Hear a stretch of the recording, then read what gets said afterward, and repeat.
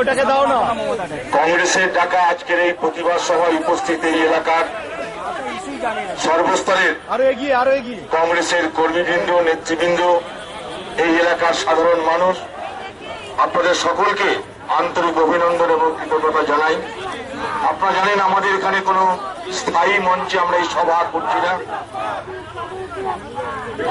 Y চ্যানেলে কি করছো?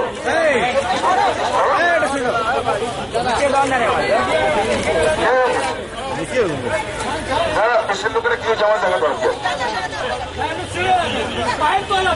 আমরা আজ এখানে যে বিষয়ে প্রতিবাদ করতে এসেছি, এই এলাকার সর্বস্তরের মানুষ আপনারা তা উপলব্ধি করলেন। একটা রাজ্য, যে রাজ্যের নাম পশ্চিমবঙ্গ, যে রাজ্যের মুখ্যমন্ত্রী মমতা ব্যানার্জি দাবি করেন আমি মা মাটি মানুষের নেত্রী,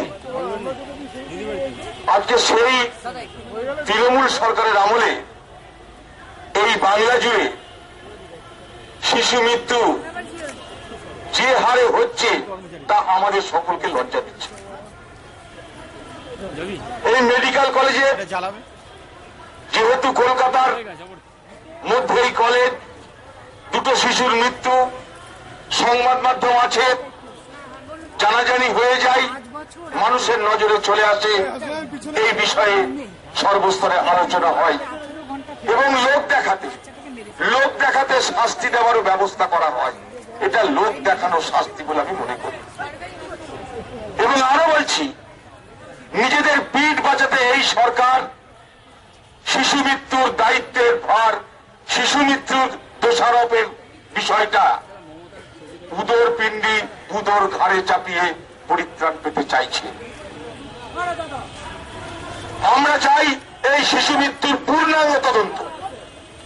উদর পিণ্ডি বুদর ঘাড়ে চাপিয়ে বাংলার মানুষকে সান্ত্বনা দেওয়ার তদন্ত আমরা কেউ চাইছি না, এটা মুখ্যমন্ত্রী বলে রাখবেন। এটাই পশ্চিমবঙ্গ, যেখানে খুব চিৎকার হলে, খুব প্রতিবাদ হলে, খুব আন্দোলন হলে আমাদেরকে সান্ত্বনা দেওয়ার জন্য তদন্ত হয়, কমিশন হয়, তারপর আমরা যে যার যন্ত্রণার রাজ্যে আবার ফিরে যাই। মনে আছে চিটফান্ড কেলেঙ্কারি, সারা বাংলা উত্তাল হলো, মুখার্জি কমিশন হলো, মুখার্জি কমিশন রিপোর্ট দিল, সেই রিপোর্ট সরকার গ্রহণ করল না। এইভাবে এই বাংলায় একের পর এক